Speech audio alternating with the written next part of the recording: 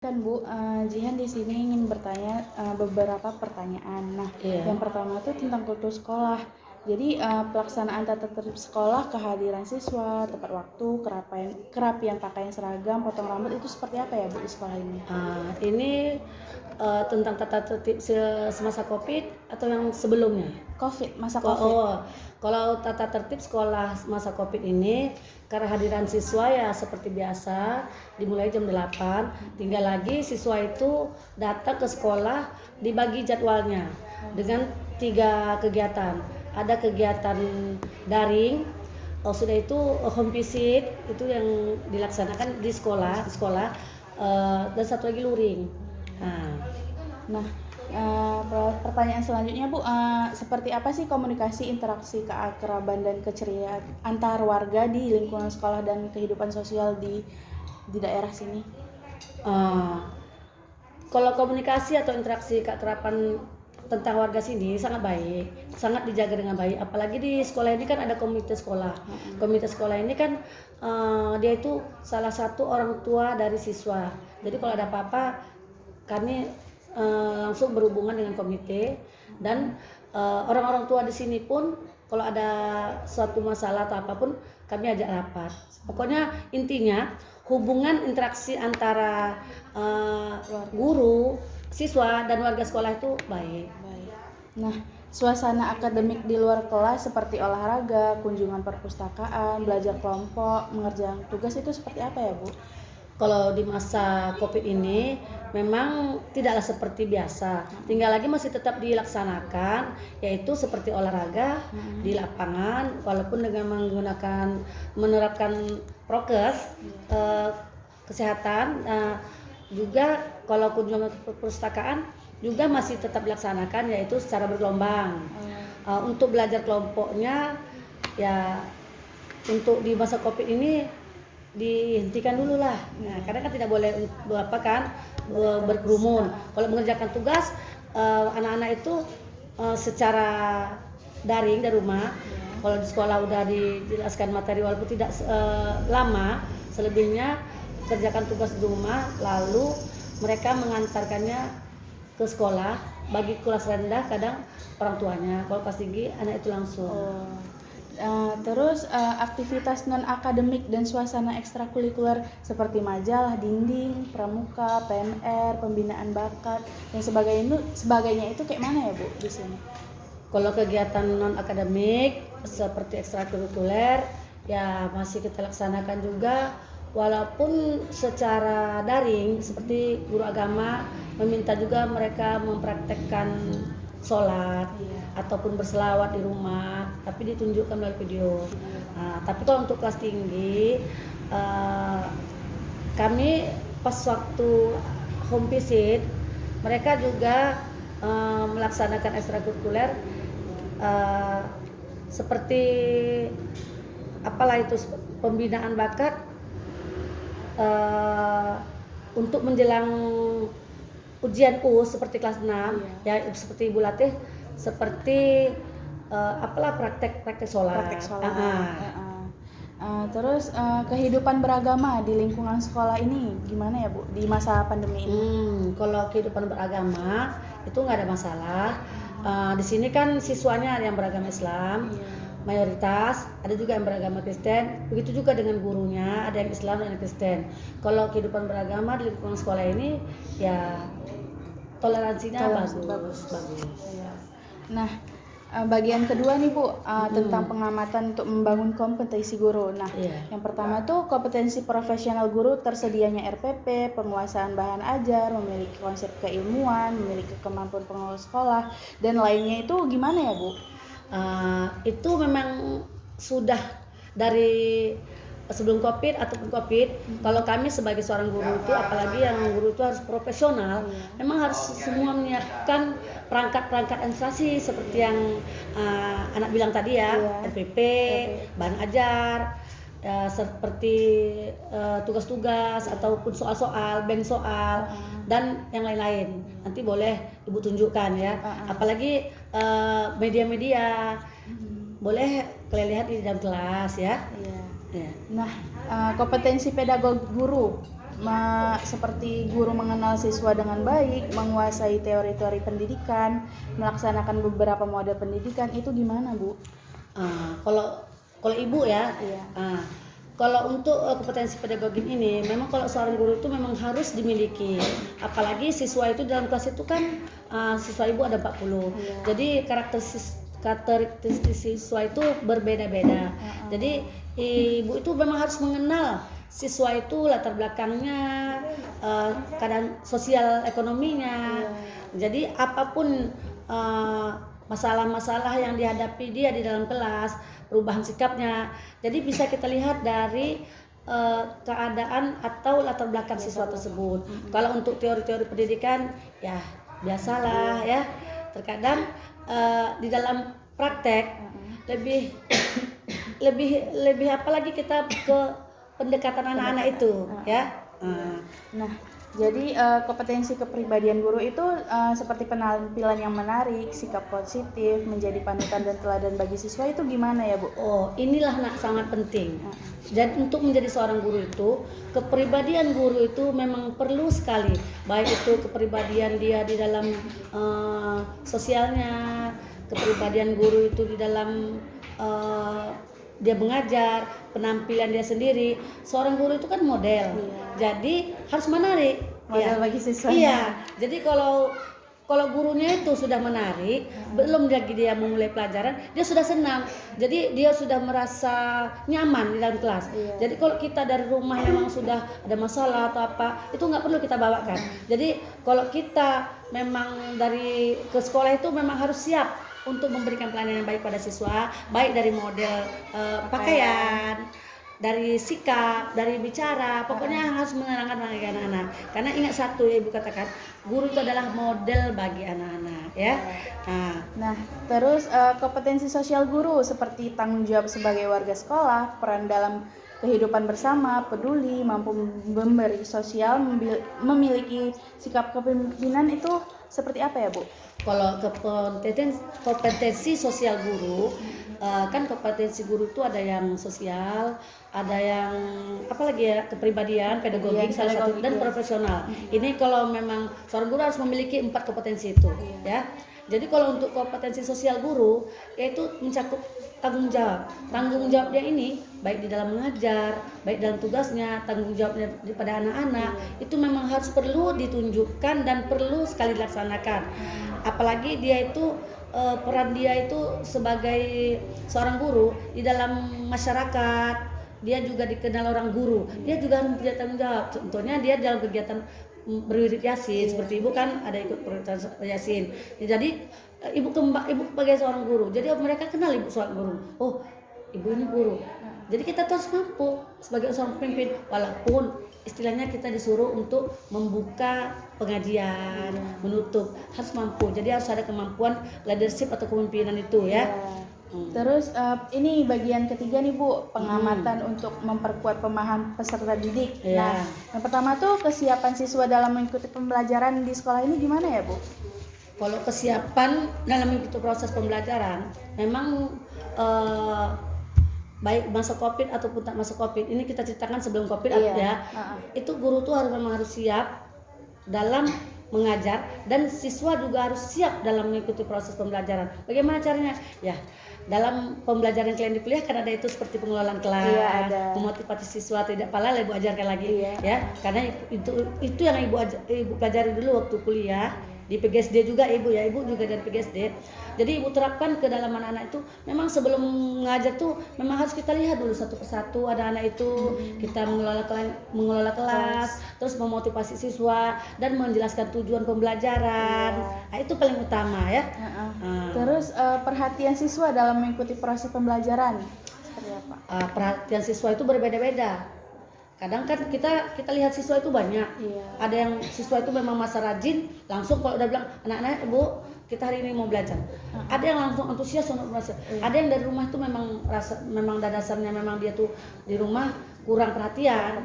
Kadang dia di rumah, apalagi sekarang zaman daring ini, kadang suruh belajar daring tapi main HP. Dia di sekolah ngantuk. Ya. Jadi untuk memotivasi perhatian tadi, disitulah kita buat dulu pembelajaran yang menarik. atau kita persepsi pembelajaran yang lalu atau dengan pengalaman-pengalaman yang kita lihat di jalan, sehingga dia tuh siap untuk menerima pelajaran. Pokoknya dengan cerita-cerita yang ada hubungannya dengan pelajaran yang akan kita sampaikan. Oh gitu ya Bu. Iya. Terus aktivitas dan kreativitas siswa dalam proses pembelajaran gimana Bu? Kalau aktivitas siswa, ya siswa itu memang kalau khusus untuk kelas 6, memang kalau aktivitas siswa itu memang sepertinya banyak ya. Apalagi kalau di kelas 6 ini kan memang siswa itu harus disuruh dia itu dalam belajar itu memang harus betul tergiat. Aktivitasnya dalam belajar teori maupun praktek. Memang itu selalu Ibu gerakkan sama anak-anak itu supaya mereka itu memang betul-betul beraktivitas dalam belajar itu, memang betul-betul mereka itu nanti kalau pas waktu menjelang ujian mereka siap, mampu dia untuk mengikuti evaluasi tertulis maupun secara praktek. Iya. Nah, respon siswa menerima tugas dan perintah guru termasuk di kelas Ibu gimana tuh? Kalau kelas Ibu, respon siswa itu kalau memang karena memang ibu biasakan kalau di dalam kelas itu selalu bertanya dan kalau ibu bertanya mereka antusias menjawab dan setelah itu ibu suruh mereka yang bertanya sama ibu. Yang paling penting keaktifan dia, nanti ibu pancing mereka untuk memberikan pertanyaan. Jadi mereka harus memberikan pertanyaan, setiap pertanyaan mereka ibu jawab. Kalau dapat, mereka yang harus banyak bertanya, bukan ibu yang bertanya. Supaya biar mereka itu lebih mengeksplor atau lebih memberikan pertanyaan itu yang sifatnya menantang. Nah, kemampuan siswa dalam mengkomunikasikan ide, gagasan, pertanyaan dan jawaban ke ibu itu gimana? Kalau siswa SD kayaknya masih sederhana. Mereka dalam mengkomunikasikan baik bentuk pertanyaan atau penjelasan atau apa. Tapi kita ajarkan mereka bagaimana cara mengeluarkan pendapat yang baik. Kadang mereka malu. Tahunya dia tuh apa jawabannya, tapi mereka mengungkapkannya susah. Apalagi dalam bentuk tulisan. Jadi ibu selalu memberikan karangan-karangan supaya mereka tuh bisa mengeluarkan pendapat-pendapat dan ide-ide melalui bentuk tulisan. Kalau berbentuk lisan, selalu ibu minta pendapat mereka, misalnya tentang suatu permasalahan atau soal-soal dalam pelajaran muatan IPA atau apa. Selalu mereka itu ibu ajak seperti teman sendiri. Jadi mereka dari nggak sungkan gitu. Tapi jangan mereka salah kita salahkan. Biarkan apa aja yang dijawab mereka, biarkan aja. Itulah ide yang dari hati dia atau dalam pikiran dia. Tapi selanjutnya baru kita betulkan. Nak begini nak, oleh yang lebih baiknya nak. Jadi mereka tuh sampai nanti dia tuh SMP, SMA bahkan kuliah terbiasa untuk mengeluarkan pendapat dan kita jangan mematikan atau selalu mematahkan pendapat dia sehingga nanti dia dari SD itu sudah ciut sampai kapanpun anak itu tidak akan mau mengeluarkan pendapat. Itulah perlunya pendekatan kita terhadap siswa kalian ya. Nah, jadi kemampuan siswa melakukan kerjasama tim dalam mengerjakan tugas akademik dan non akademik itu gimana Bu? Kalau di K13 ini kan sudah dibagi kelompok. Jadi mereka ada kelompok-kelompoknya.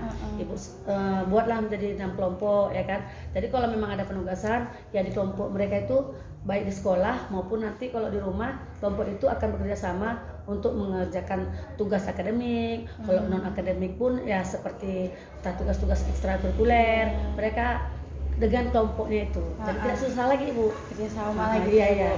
Nah, terus bagian selanjutnya nih Bu, pengamatan tentang proses belajar siswa. Nah, yang pertama siswa siap mengikuti proses pembelajaran nggak Bu? Kalau siswa itu ya siap, harus siap. Ya kalau namanya udah dalam kelas belajar ya harus siap. Kalau dia nggak siap, itu jadi pertanyaan kita. Kenapa dia nggak siap? Sakitkah? Ada masalahkah?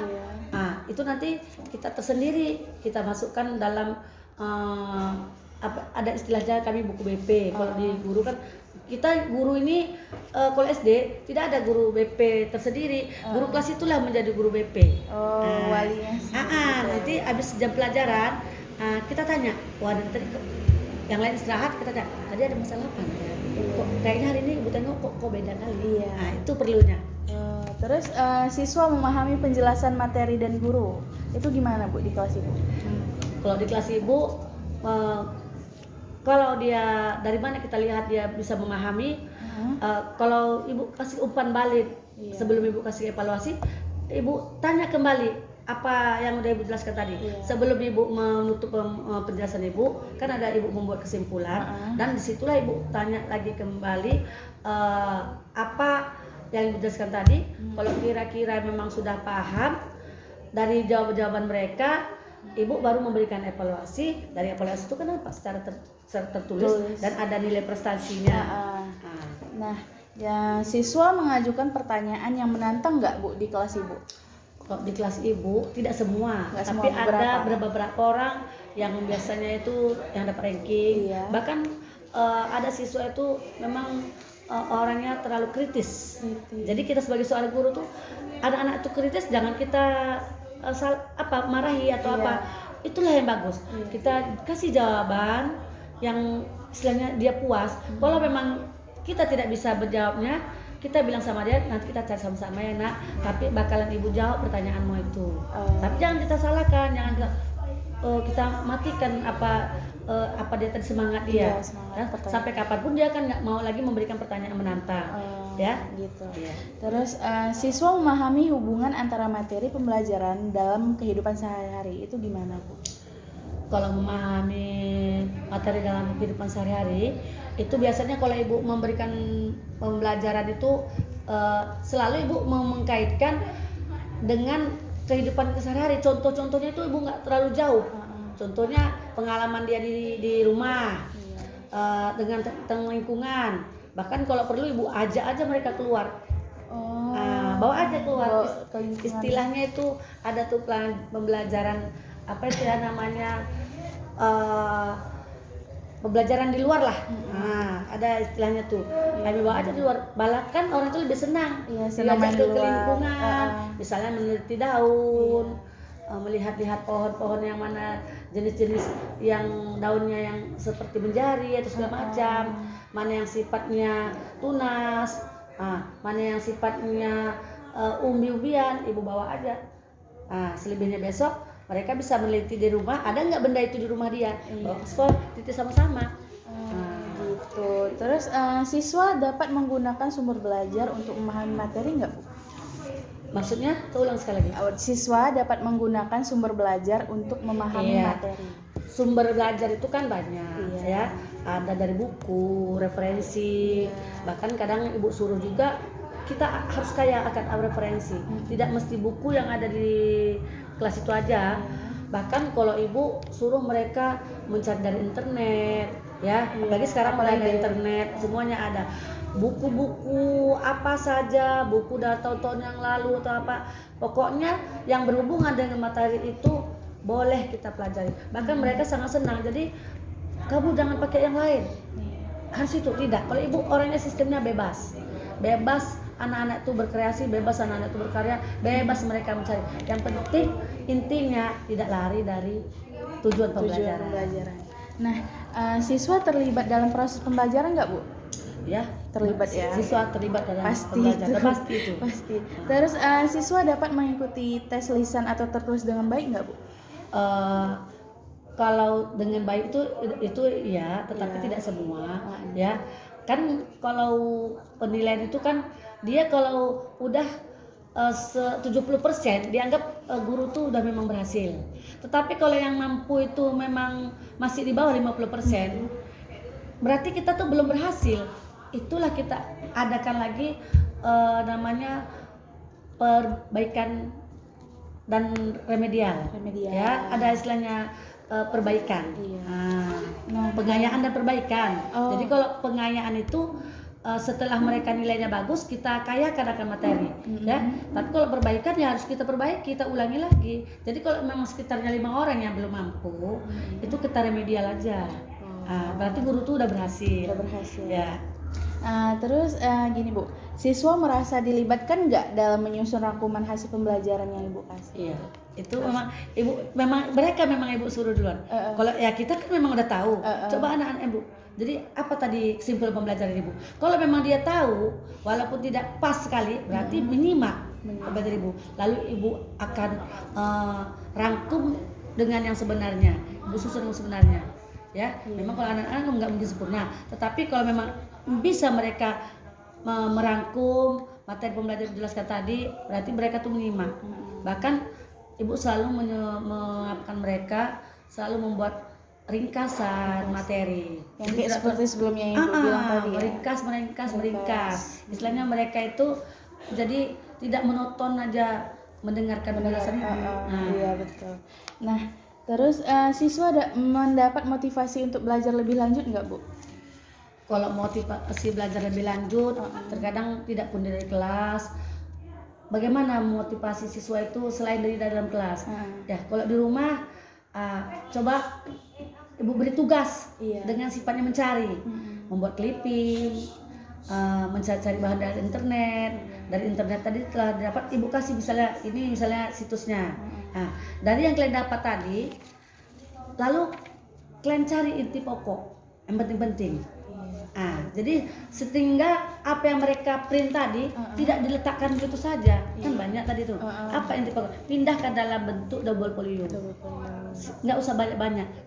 Intinya aja. Nanti apa yang intinya tadi, ibu suruh presentasikan di dalam kelas. Ibu selalu menyuruh mereka mempresentasikan, tujuannya supaya mereka pun lebih berani dan supaya mereka lebih semangat dalam belajar, karena kan sifatnya berteman, berkawan.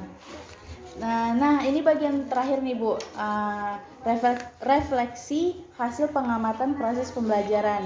Nah pertanyaan yang pertama tuh, guru mempersiapkan siswa untuk belajar nggak di sini, di sekolah ini? Mempersiapkan siswa untuk belajar, ya harus guru harus mempersiapkan siswa untuk belajar. Ya. Terus mengaitkan materi baru dengan pengetahuan siswa sebelumnya itu? Itulah namanya istilahnya persepsi tadi. Harus mengaitkan materi yang baru ini dengan pengetahuan siswa sebelumnya. Pengetahuan siswa yang dari kita ajarkan itu atau pengalaman siswa itu memang sebelum memulai pelajaran itu itulah refleksinya. Memang harus perlu sekali itu persepsi. Ya. Nah pertanyaan selanjutnya, melaksanaan pembelajaran secara runtut enggak Bu di sini? Kalau melaksanakan pembelajaran itu secara runtut ya memang dia tuh memang secara ya rutin lah memang. Rutin. Iya. Melaksanakan pembelajaran secara kontekstual gimana? Kalau melaksanakan pembelajaran secara kontekstual memang iya juga. Namanya kan harus kontekstual itu kan yang nyata. Iya itu harus. Itu harus ya. Iya. Terus memanfaatkan sumber belajar dalam pembelajaran itu? Memanfaatkan sumber belajar, memang harus memanfaatkan sumber belajar apa saja yang ada, baik itu sifatnya media, fasilitas yang ada di sekolah, buku-buku referensi. Memang itu harus dalam proses pembelajaran, memang harus mereka itu sifatnya yang konkret. Iya. Nah, melibatkan peserta didik dalam proses pembelajaran itu? Ya, memang harus ya kan. Kalau kita gurunya kelas belajar sendiri, seperti daring ini terkadang kan ada ibu buat video, ibu yang nggak melibatkan. Namanya udah keadaan COVID ya, suasana COVID kan, ya ibu buat videonya itu kan sendiri. Kayak mana ibu mau melibatkan siswa ibu, mereka yang melihat video ibu. Betul. Nah, pertanyaan selanjutnya Bu, menggunakan bahasa lisan jelas dan lancar nggak Bu? Itu harus ya? Guru dan siswa. Kalau menjadi seorang guru itu kita tuh kalau mengeluarkan suara atau menjelaskan itu bahasa lisan kita harus jelas, vokal kita jelas dan harus memenuhi suatu ruangan itu. Nggak usah kita malu-malu keluarkan. Jadi dengan suara kita tadi anak-anak itu tercengang lihat kita. Kalau ibu kayak gitu memang harus suara ibu tuh jelas, vokal. Jangan suara dia lebih vokal daripada kita. Terakhir kita tak didengarkan, harus jelas dan lancar ya. Terus memberikan tes lisan atau tulisan itu pasti ya Kak? Iya pasti. Terus membuat rangkuman dengan melibatkan siswa. Setiap pembelajaran akhirnya harus membuat rangkuman. Sebelum memberikan pembelajaran, tujuan pembelajaran itu itu yang harus dijelaskan mana anak. Jangan lupa iya. ya. Nah, itu aja ding Bu. Pertanyaan saya, makasih ya Bu Iya, atas sama-sama. wawancara Ya, hari ini. mudah-mudahan apa yang kalian lihat tadi, apa yang kalian dapat bisa menjadi belajar kalian lagi Iya. baik ya. Iya, makasih. Iya.